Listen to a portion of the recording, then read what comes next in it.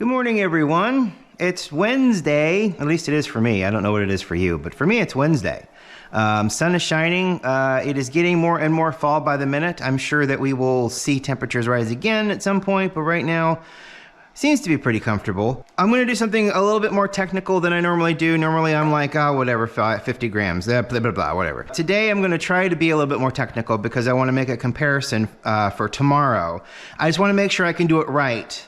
And then tomorrow, I'm going to do a direct comparison to see if I can tell the difference, if one tastes better than the other. Right now, I've got a bug bite right here on my hand. So you may see me itch it every once in a while. I'll try not to. So what we're going to do is we're going to do a pour over, but I'm going to make it a cold pour over. It's not a cold brew because cold brew is putting either room temperature or cold water into a vessel and then putting it in the fridge and letting it sit overnight, which is fine, but it's not something that I really enjoy. I did this once and I thought that it was really nice. And to get it tasting good, you really got to fiddle with your ratios. So I'm going to just get a little technical here. So what we're looking for, and I watched a video a few minutes ago to get the numbers right.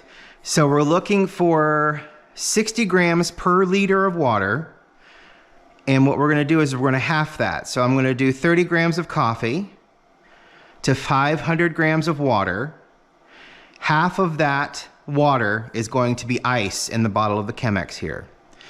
So we're going to measure this out the best we can, the best I can. Math is not my thing.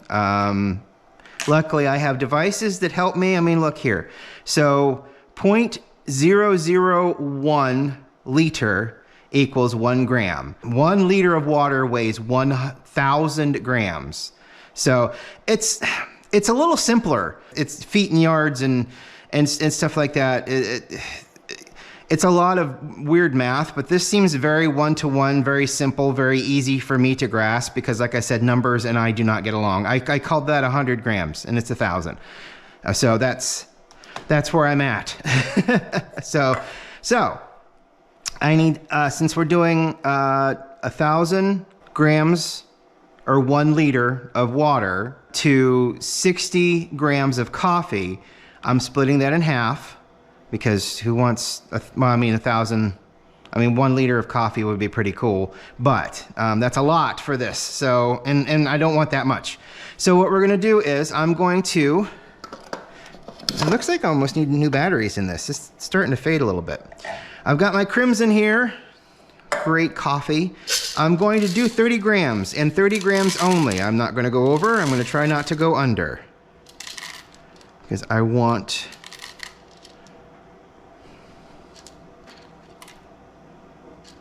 I know, it looks silly, doesn't it? To do it this way. 30 grams. Perfect. Excellent. 30 grams of, and we'll be using this tomorrow, and we're gonna do this pour over method, and then the other thing that I got that should be here this evening and just in time for tomorrow morning. So, okay, so we're bouncing between 30 and 30.1. I think we'll be okay, we'll be fine. So I'm gonna mix this up and then we'll move on to the next step. I'm gonna plug it in. I always unplug it when I'm done with it. Hang on. I want to adjust this a little bit. I should have adjusted it. I don't want too fine. I don't want a pour over consistency. I want a little bit finer than a general pour over consistency, but not quite espresso. And I know that's really hard to visualize. And it may take us a couple of tries at some point whenever I want to get that specific. But for right now, I think in between a pour over and espresso, which is more up here, would probably be like a 15 or 16 right here in the notches. Okay.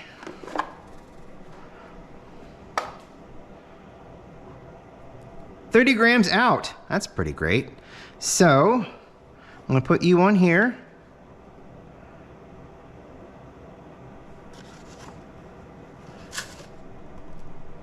$30 grams. Yeah, a little bit of a chocolate mess there. Okay, So we got 30 grams, and I'm using the Crimson today for three reasons, really. One, I want a light roast for this.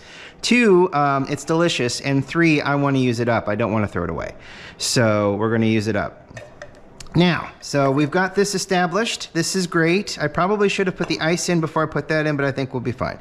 So I'm going to get, so we're doing 50, no. Yeah, we're doing 500. See, numbers bad. My head not work, numbers good. So 500 grams of water, so I need half of that to be ice. So we're gonna do 250 grams of ice. Silly me. I'm gonna zero that out. We'll come as close as we can. 131 grams, okay. 211 grams, we're getting there. 251 grams, that's pretty good. Unless I want to break one of these in half, I think that that's excellent. All right, so let's get this up on here. I will zero it out. We'll add our ice. Loud. So I've got 250 grams of both sources here, and we're going to add 250 grams of boiling water to make this work. All right, so we're gonna do our normal bloom phase. I suppose that I can use the timer here. Do a nice little bloom phase. There we go. Give it about 50 grams of water here. That edge over there, a little over 50 grams, I guess now. Let it bloom for a couple seconds. And then I want to take this up to between 500 and 510 to kind of get my ratio up. And then all of this ice is going to melt. The thing that we want here, it's going to dilute. So we want it to draw as slow as we can. So we're going to pour as slowly as we can. And if you have to pee, pause the video, because I know that that's what this is going to do. We'll let that draw down a little bit. Got 424 in there, so we'll probably go for about the 510 mark here.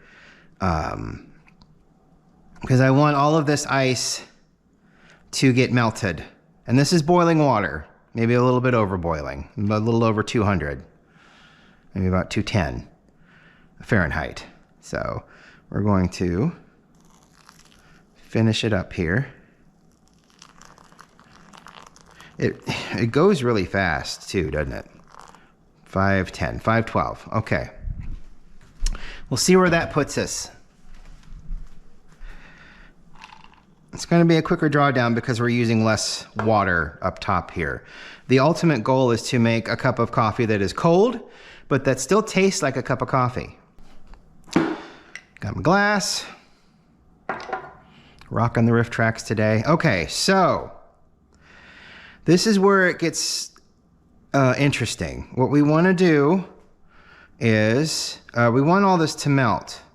So we want to take advantage of the hot water and the hot sides that's going on right now to try to melt this.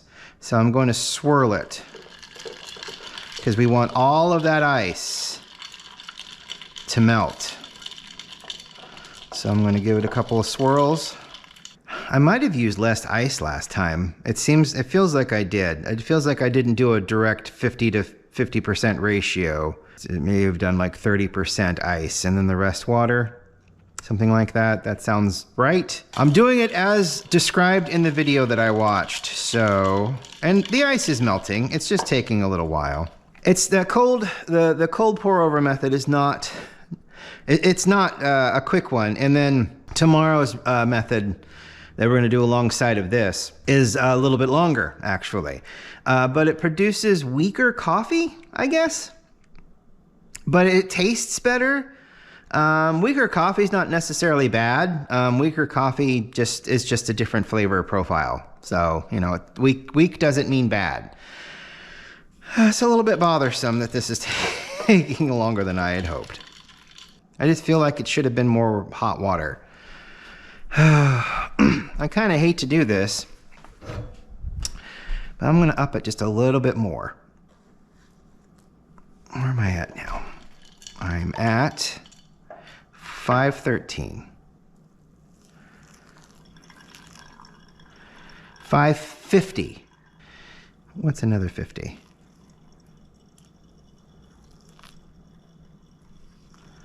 What's another 50? 600.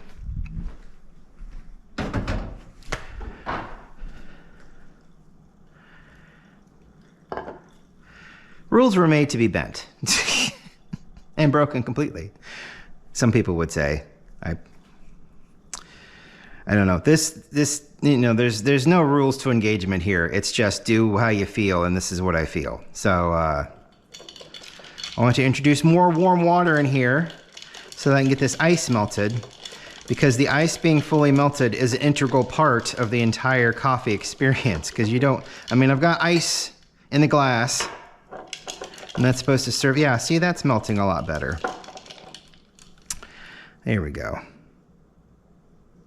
It is a waiting game. You know, this kind of coffee stuff is a waiting game. It really is. And it depends on how long you want to wait for your coffee to be done. There's some heat up here that I'd like to grab. Everything down in the carafe down there is cold to the touch. But the ice is still melting, so that's good. And it smells really nice. It has a maple. It has like a maple smell to it. And it's funny because I can finally grasp that scent. Sometimes there's the sense that I'm on the cusp of and I don't get. But that is definitely very maple. And there's all the ice. There's all the ice melting. And you see, it's not weak by color. It actually looks really nice and dark. I'm just gonna let the rest of the ice go. Because I can still hear it clinking. I hear you clinking in there. Let's give this a fun pour, shall we?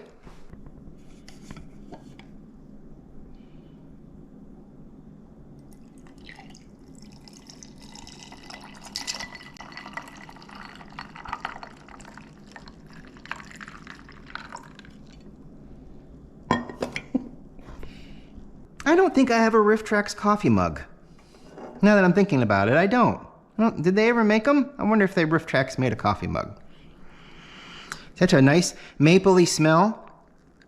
Good and cold. Oh, wow. It's so weird. I think that this tastes so much better than hot coffee sometimes. It's good for summer, or for Indian summer, or, you know, if you're in Arizona, it's good for Arizona. Oh, that's so smooth and easy to drink. There's barely any bitterness in that. And basically it's because it's a light roast coffee, but there's still bitterness in the hot coffee. It almost takes it completely away.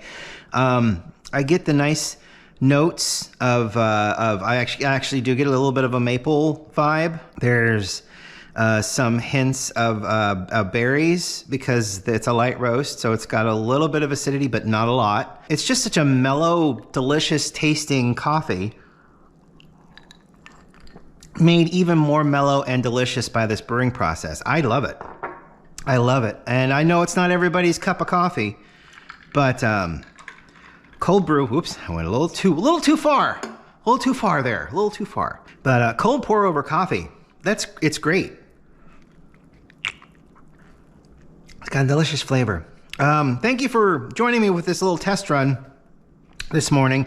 Tomorrow it'll be a bit of a longer video, I think, because like I said, I'm gonna do the Chemex here versus the new thing that I got, and we're gonna talk about the new thing a little bit, and then we're gonna demonstrate it by doing two cold, one's a pour over, the other one we'll talk about tomorrow.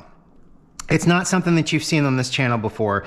You've probably seen it simulated a little bit, and we'll talk about that too if I can remember, because that's another thing. But we will we'll talk about it all more in depth tomorrow. And I think it'll be a fun episode because I'll learn some stuff, and hopefully you'll get a little bit out of it, which is what I hope everybody does with the videos that I put out. So thank you so much for watching. I really appreciate it. We will talk to you tomorrow for a longer episode. Bye.